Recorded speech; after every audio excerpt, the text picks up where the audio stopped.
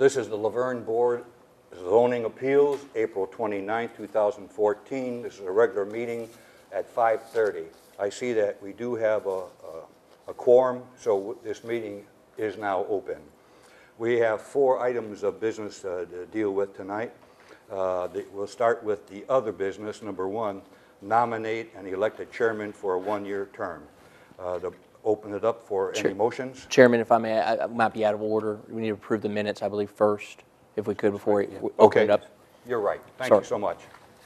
Has everyone had a chance to read the minutes from our last meeting? Yes. Make a motion, we accept the minutes as submitted. Second. It's been moved and seconded that we accept the minutes as presented. All in favor say aye. Aye. Aye. Those opposed, none. The minutes are approved as presented. Thank you, Nick. You're welcome. Okay, the first item there is to nominate and elect a chairman for a 1-year term. Do I have any motions? Make a motion, we elect Chairman Robert Kager for another year. Second. It's been moved and seconded that we elect myself for another year chairman. All in favor say aye. Aye. Aye.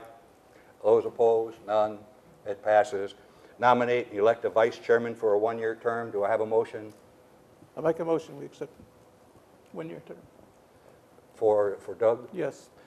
So moved. Do I have Doug, do I have a second? I'll second.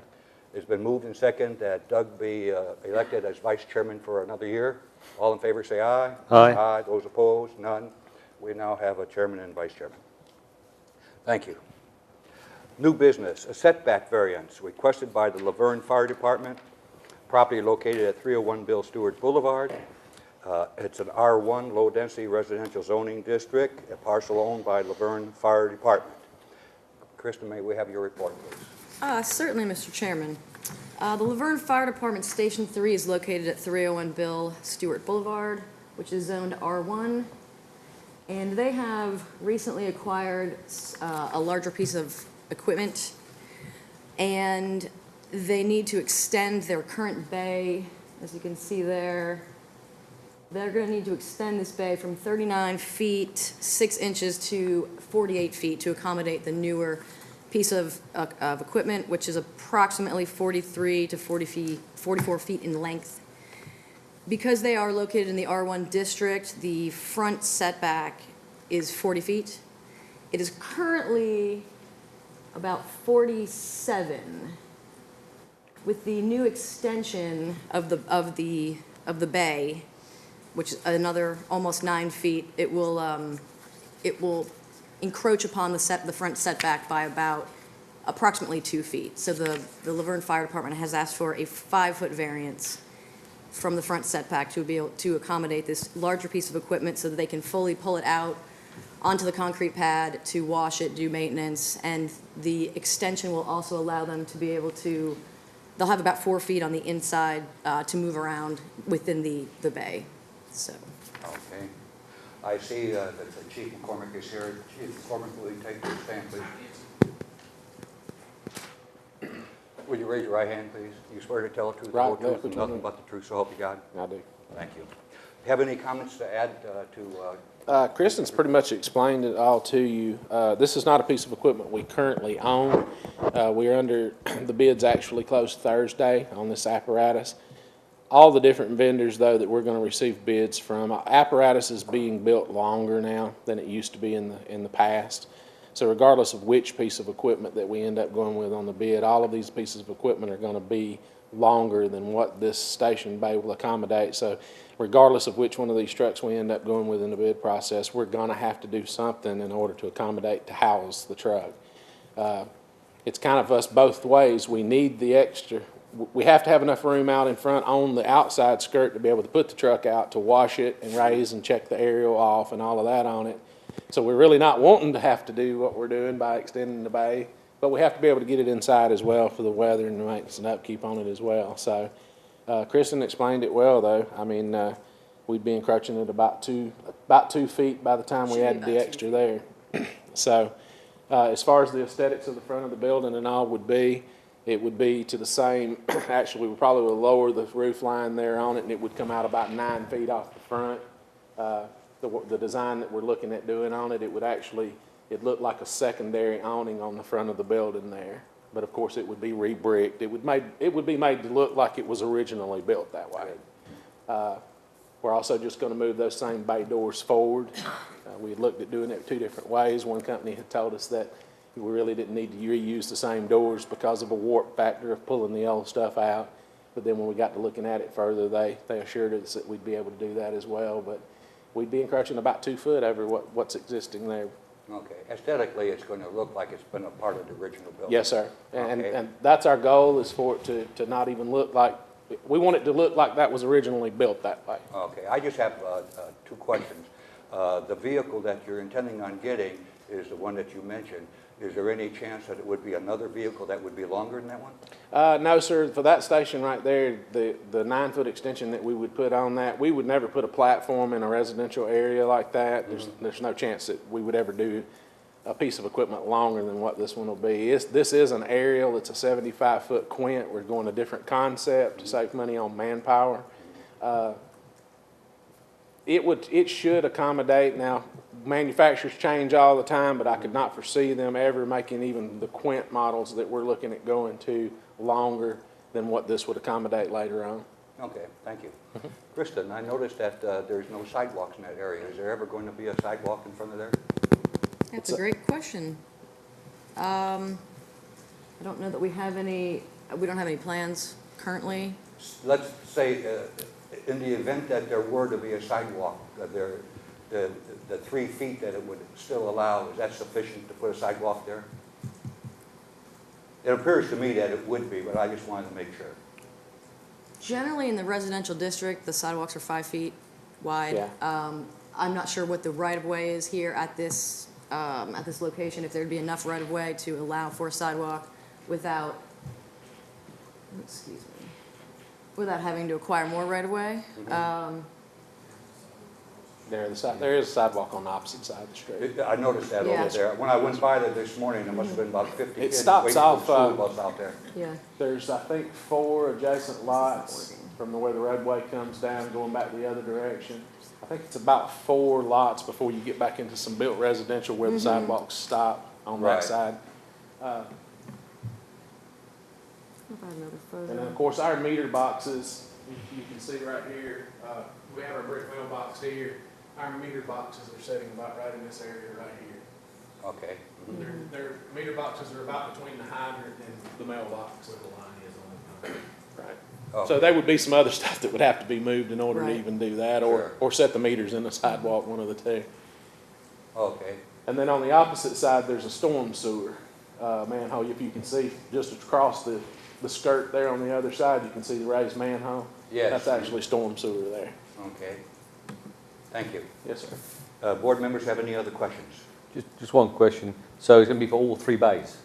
Yes, sir. Okay. We had originally looked at maybe just doing 1, but aesthetically, we wanted it to look original. And in order to do that, we already have a 31-foot hazmat trailer that's inside the building that we really have got against the wall.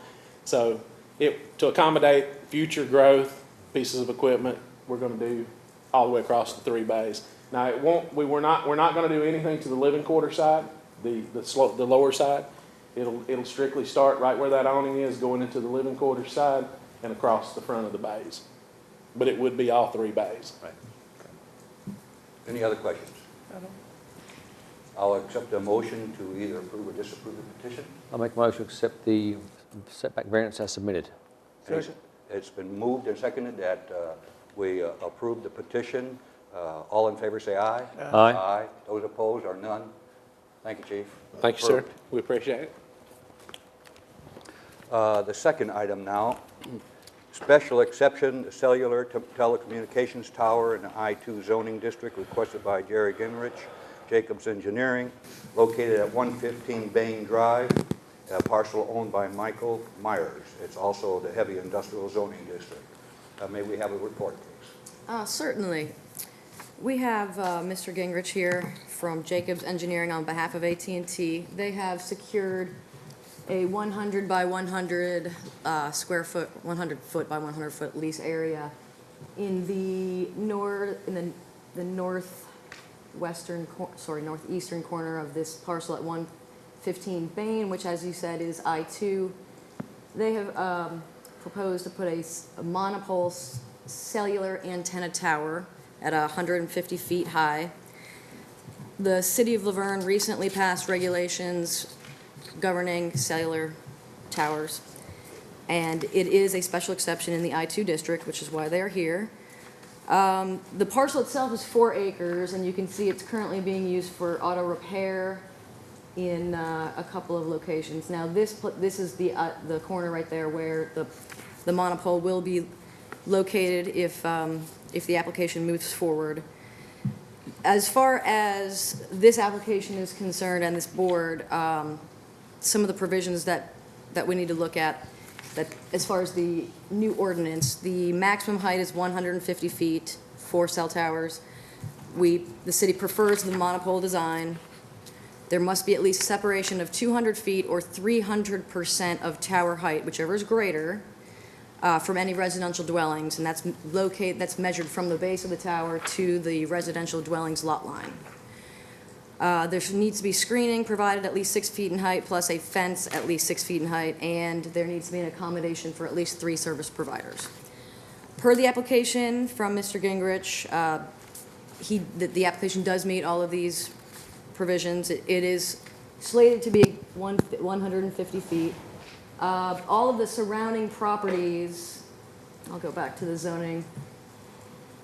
It's surrounded entirely by either I-2 heavy industrial, which is all of this dark blue, or C2 commercial, highway service commercial. Now, there is one residential dwelling located right here. Excuse me, it's right here. However, it's actually zone C2, and it is located 461 feet from the base of the tower.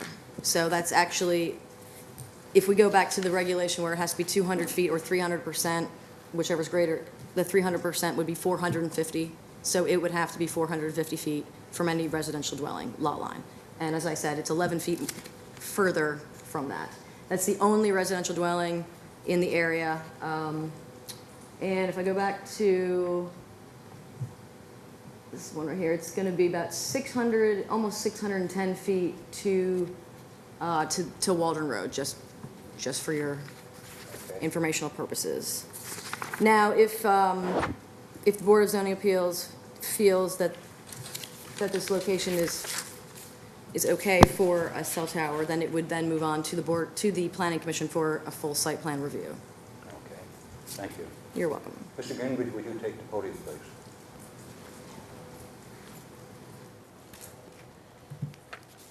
Would you raise your right hand, please? Do you swear to tell the truth, the whole truth, nothing but the truth, so help you God? I do. Thank you. For the record, would you state your name and address, please?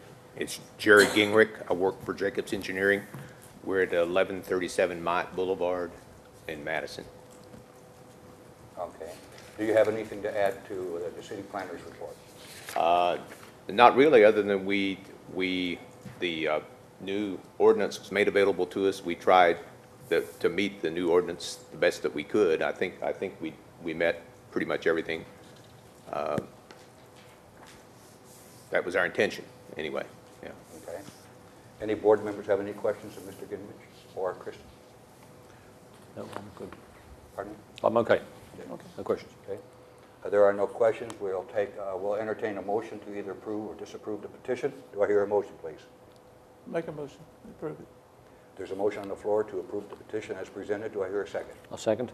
It's been moved and seconded that we approve the petition as presented. We'll take a vote. All in favor say aye. Aye. Those opposed, none. Thank you. It's approved. Thank you.